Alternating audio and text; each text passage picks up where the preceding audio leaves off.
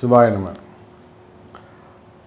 ஆதித்யாஜ ச சோமாஜ மங்களாஜ புதாஜ ச குரு சுக்ரசனீபியஸ்ச ராகவே கேதவே நமோ நமஹ.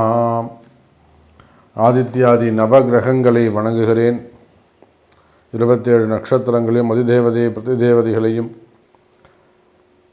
எல்லா உலகங்களுக்கும் அம்மையப்பனாக விளங்கக்கூடிய உமா மகேஸ்வரனையும் என்னுடைய உபாசனை தேவதை ஸ்ரீ ஸ்ரீ வாராகி அம்பாளுடைய மலரடிகளையும் பணிந்து உலகம் முழுவதும் வாழக்கூடிய என் அன்பு நேயர்களே, அன்பு பக்தர்களே, செவ்வாய் பெயர்ச்சி.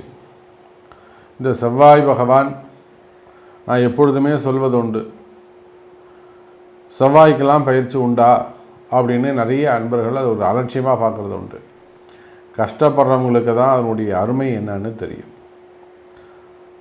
அப்போ செவ்வாய் தேவையில்லை, புதன் தேவையில்லை, வெறும் வருட கிரகங்கள் மட்டும் போகிறோம்னா நவகிரகங்கள் இருக்காது, 4 கிரகம்தான் இருக்கும். அப்போ ஒவ்வொரு சின்ன சின்ன கிரகங்கள் அசைவுகள் கூட மனித வாழ்க்கையை மாற்றும்.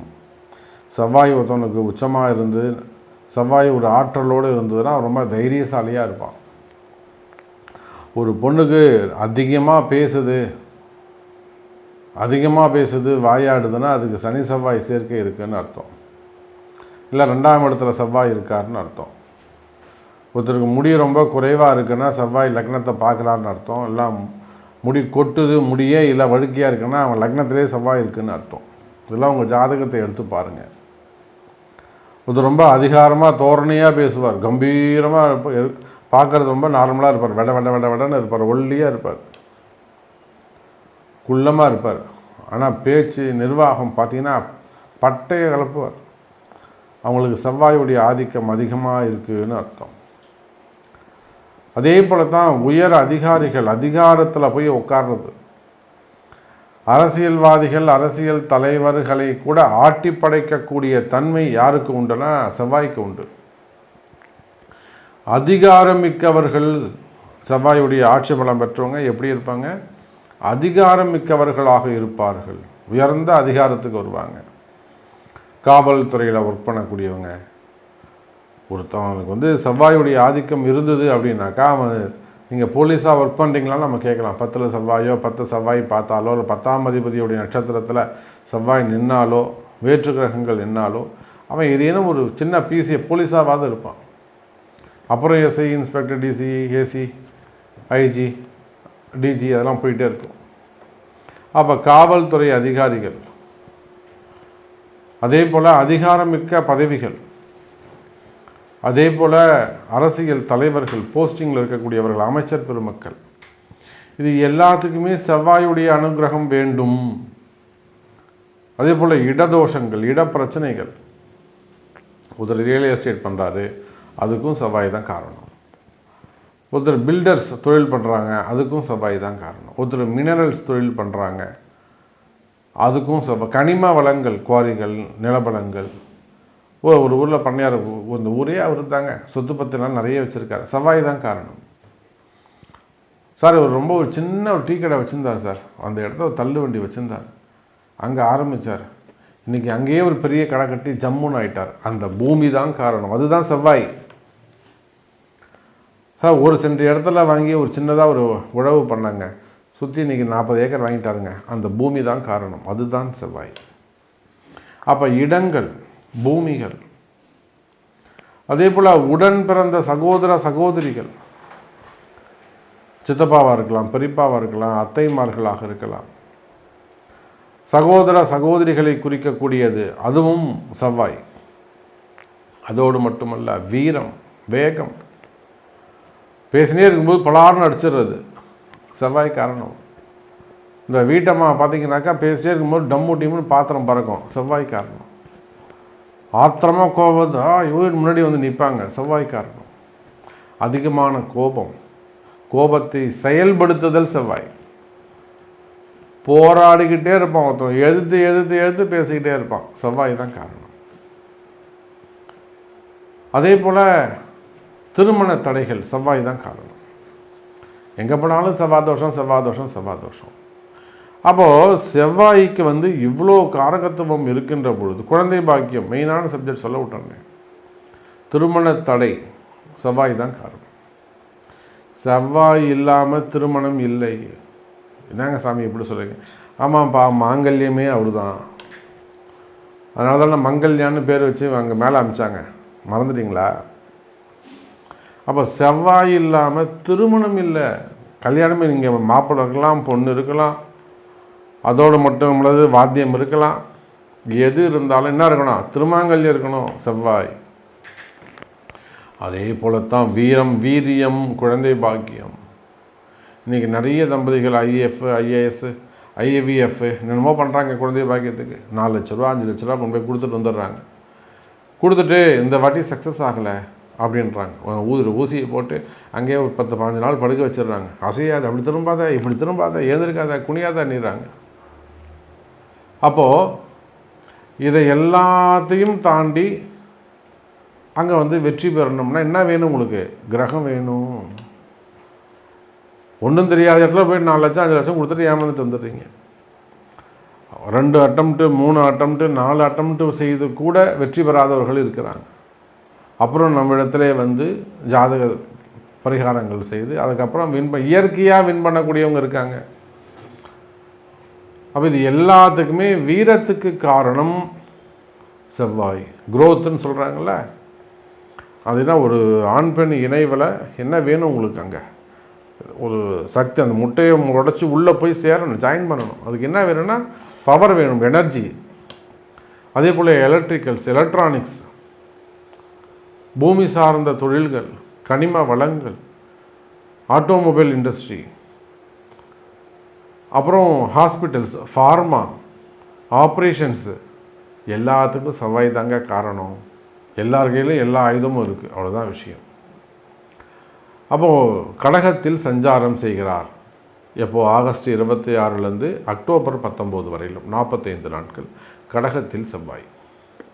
எந்த கடக செவ்வாயால் இப்போ நான் இவ்வளோ தூரம் சப்ஜெக்ட் சொல்கிறேன். தொழில் அமைப்புகள் சொல்லியிருக்கேன், ஹாஸ்பிட்டல் சொல்லியிருக்கேன், மருத்துவம் சொல்லியிருக்கிறேன், மினரல்ஸு, கனிம வளங்கள் சொல்லியிருக்கிறேன், ரியல் எஸ்டேட் சொல்லியிருக்கிறேன், பில்டர்ஸ் சொல்லியிருக்கிறேன், வெளிநாட்டு தொழில் அமைப்புகள் சொல்லியிருக்கிறேன், உத்தியோகங்கள் சொல்லியிருக்கிறேன், காவல்துறை சொல்லியிருக்கேன், அரசியல் சொல்லியிருக்கிறேன், சினிமா துறை சொல்லியிருக்கிறேன். இப்போ அதே போல் குடும்ப உறவு முறைகள் சொல்லியிருக்கிறேன், பூமி சம்மந்தப்பட்ட பிரச்சனைகள் சொல்லியிருக்கிறேன், மெயினாக இடதோஷங்கள் பற்றி பேசியிருக்கிறேன். உள்ளே நான் போனீங்கன்னா ஃபுல்லாக நிறைய பேச போகிறேன். நான் இப்போது ஒரு மனிதனுடைய வெற்றிக்கு காரணமாக அமைவது அவன் அமையக்கூடிய பூமி, இடம். அது குடிசை வீடாக இருந்தாலும் அவன் கோபுரத்துக்கு வந்துடுவான். எத்தனையோ பேர் உதாரணங்களுக்கு இருக்காங்க. பிறப்பில் குடிசை வீட்டில், ஓலை வீட்டில் பிறப்பாங்க. ஆனால் சாகும்போது பார்த்திங்கனாக்கா மாளிகையில் இருப்பான் அவன்.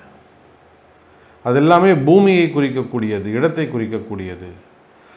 அதே போல் திருமணம் செவ்வாய் இல்லாமல் நடக்காது, குழந்தை பாக்கியம் செவ்வாய் இல்லாமல் நடக்காது. இப்போ இத்தனை காரகத்துவம் உடைய, முக்கியத்துவம் உடைய அந்த செவ்வாய் உங்கள் ராசிக்கு என்ன பலனை தரப்போகிறார்? நல்லது செய்கிறாரா?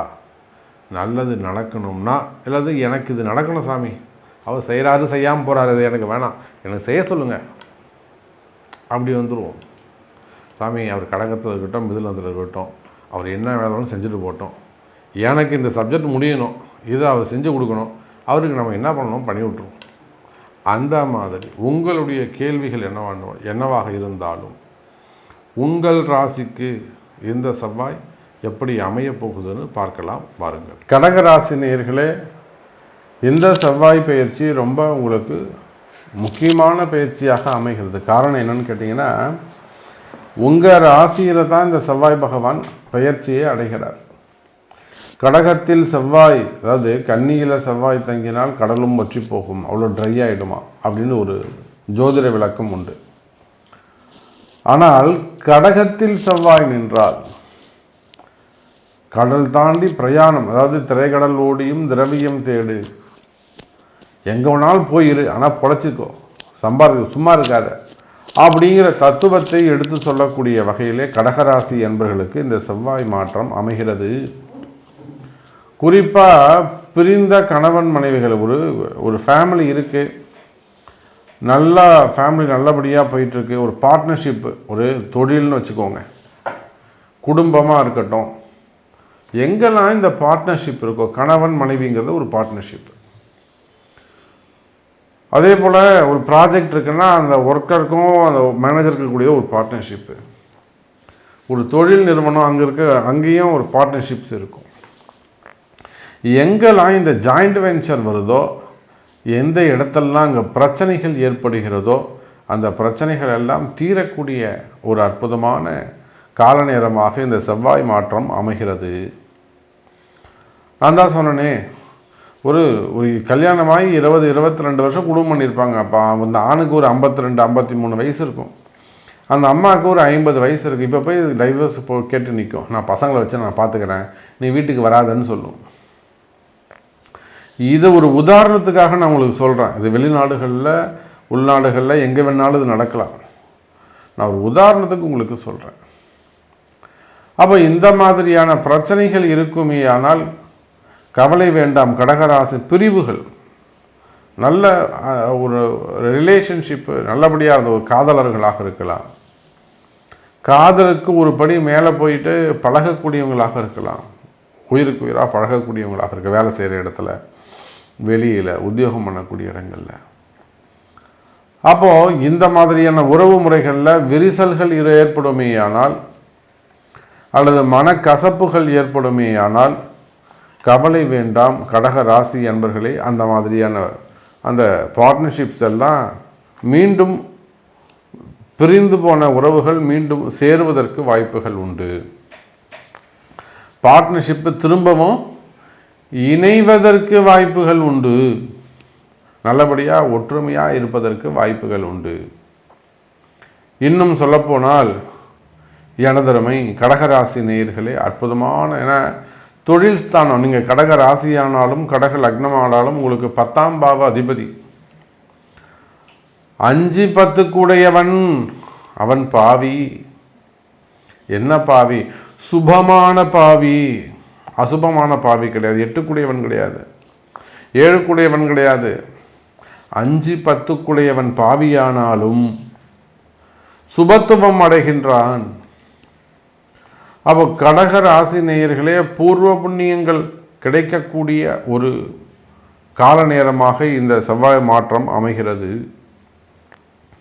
ஜென்மாந்திரத்திலே நீங்கள் ஆணாக இருந்தாலும் பெண்ணாக இருந்தாலும், குடும்ப பெண்களாக இருந்தாலும், அரசியல் குடும்பமாக இருந்தாலும், அரசியல்வாதிகளாக இருந்தாலும், ஆன்மீக மடாதிபதிகளாக இருந்தாலும், ஏன்னா சமீபமாக கூட நம்ம இப்போ பேர் சொல்லக்கூடாது பொது இடங்களில், அற்புதமான தங்கமான மனிதர், ஒரு ஆதீன கர்த்தா, அவங்களுக்கே கூட ஒரு சில சோதனைகள் எப்பயுமே பழுத்த மரம் கல்லடிப்பட தான் செய்யும். உண்மையான அங்கே கூட வேலை செய்கிற ஆட்கள் சரி கிடையாது, அவங்களுக்கும் ஒரு சில சிரமங்கள் இருந்தது. அப்போது இந்த செவ்வாயுடைய மாற்றங்கள் அப்புறம் நம்மகிட்ட வர போயிட்டு அது நம்ம ஒரு சில பரிகாரங்கள் சொல்ல, அந்த கால சூழ்நிலைகள் மாதிரி யாருன்னு அதை கண்டுபிடிச்சி ரொம்ப ஈஸியாக இன்றைக்கி ரொம்ப நிம்மதியாக இருக்காங்க. அப்போ நீங்கள் அரசியல் குடும்பமாக இருக்கலாம், ஆன்மீகவாதியாக இருக்கலாம், சினிமா துறையை சார்ந்தவர்களாக இருக்கலாம், அப்படி இல்லை என்று சொன்னால் மீடியா துறையில் சின்ன திரையில் ஒர்க் பண்ணக்கூடியவங்களாகவோ இருக்கலாம், தொழில் நிறுவனங்களை வச்சு நடத்தக்கூடியவங்களாக இருக்கலாம், கம்பெனிஸு தொழில் செய்யக்கூடியவங்களாக பிஸ்னஸ் பண்ணக்கூடியவங்களாக இருக்கலாம், விவசாயிகளாக இருக்கலாம், தோட்டம் தோப்பு துறவு காடுகள் இதெல்லாம் வச்சு நடத்தக்கூடியவங்களாக இருக்கலாம், பண்ணைகள் கால்நடை பண்ணைகள், டெக்ஸ்டைல் பிஸ்னஸ்ஸு, கனிம வளங்கள், நான் மெயினாக சொன்ன அந்த எலக்ட்ரிக்கல்ஸு எலக்ட்ரானிக்ஸு. அப்போ நீங்கள் எந்த தொழில் செய்பவராக இருந்தாலும் சரிதான் கடக ராசினியர்களே, தொழில் அமைப்புகள் சிறப்பானதாக இருக்கும், அபரிமிதமான வருமானங்கள் இருக்கும், பல வகையிலும் உங்களுக்கு பணங்காசுகள் வந்து சேரும். கவலை வேண்டாம் கடகராசி நேயர்களே. தொழில் சிறப்பாக இருக்கும், வருமானம் சிறப்பானதாக இருக்கும், தொழிலில் நல்ல முன்னேற்றங்கள் இருக்கும், அதே போல் வேலை வாய்ப்புகள் அதிகரிக்கும், வெளிநாட்டு யோகங்கள் கிடைக்கும். நிறைய கடகராசி என்பவர்கள் கடல் கடந்து வெளிநாடு செல்வதற்கான வாய்ப்புகள் உண்டு. அதே போல் வராத பணங்காசுகள் வந்து சேரும். ரொம்ப நாள் அது பணம் காசு கொடுத்து ஏமாந்துட்டீங்க, நல்லவன் நினச்சி கொடுத்துட்டீங்க, உதவின்னு நினச்சி ஹெல்ப் பண்ணிட்டீங்க, அந்த மாதிரியான பிரச்சனைகள் இருக்குமே. ஆனால் அவையெல்லாமும் கூட விலகுவதற்கு வாய்ப்புகள் உண்டு எனதருமை கடகராசி நேயர்களே. அதே போலத்தான் திருமண யோகங்கள், முதல் திருமணம், இரண்டாவது திருமணம், தடைப்பட்ட திருமணம், தள்ளிப்போன திருமணம், வயோதிக திருமணம், பொண்ணுக்கு 40 வயசாகுது, 42 வயசாகுது, பொண்ணுக்கு இன்னும் கல்யாணமே ஆகலை சாமி, அல்லது பொண்ணுக்கு ஒரு 30 வயசாகுது, ஒன்றும் கவலைப்படாதீங்க, நல்ல மாப்பிள்ளை இருக்காங்க, நல்ல மாப்பிள்ளை இருக்காங்க. அப்போ உங்கள் பொண்ணு ஜாதகத்தில் ஏன் இந்த 30 வயசாகுது, 40 வயசாகுது, 38 வயசாகுது, ஏன் இன்னும் கல்யாணம் பண்ணலை, அதை தான் நம்ம பார்க்கணும். அப்போ தடைகள் விலகக்கூடிய ஒரு பயிற்சியாக இந்த செவ்வாய் பயிற்சி அமைகிறது. அதே போலத்தான் குழந்தை பாக்கியம். நான் சொன்னேன், செவ்வாய்க்கு வீரம் அதிகம், வீரம் முக்கியம், வீரியம் முக்கியம். வீரம் வீரியம் இல்லாத தாம்பத்தியம் விளையாட்டுக்கு சமம், ஒரு கேம், அது அவ்வளோதான். கொஞ்ச நேரம் விளையாடிட்டு படுத்துக்க வேண்டியது. அப்படியெல்லாம் குழந்தை பாக்கியம், அது ஒரு தாம்பத்தியம், அது ஒரு உன்னதமான செயல். எதிர்காலத்தையும் வம்ச அபிவிருத்தியையும் உருவாக்கக்கூடியது. அதுக்கு செவ்வாய் பகவானுடைய அனுகிரகம் முக்கியம். அது வீரம், அந்த சக்தி, பவர் ரொம்ப முக்கியம். அப்போ குழந்தை பாக்கியங்கள் கிடைப்பதற்கான வாய்ப்புகளும் உண்டு கடகராசி நேயர்களே. இதை போலத்தான் நிறைய சப்ஜெக்ட்ஸ். இந்த செவ்வாயால் உங்களுக்கு என்ன நடக்கணும்? சொத்து பிரச்சனையா, இட பிரச்சனையா, உங்களுக்கு என்ன நடக்கணும்? வம்பு வழக்கா, எதிரிகள் தொந்தரவா, ஆரோக்கியமாக, நீங்கள் எதை ஜெயிக்கணும்ன்ற சொல்லுங்கள். உங்கள் கேள்விகளை கேளுங்க. அதுக்கு உங்கள் பிறப்பு ஜாதகம்தான் பேசும். அப்போ உங்கள் பிறப்பு ஜாதகத்தை கொண்டு தொடர்பு கொள்ளுங்கள் என்பதை தெரிவித்துக்கொண்டு மீண்டும் ஒரு அற்புதமான பதிவில் சந்திக்கிறேன். நன்றி. நமச்சிவாயம். ஜெய் வராகி.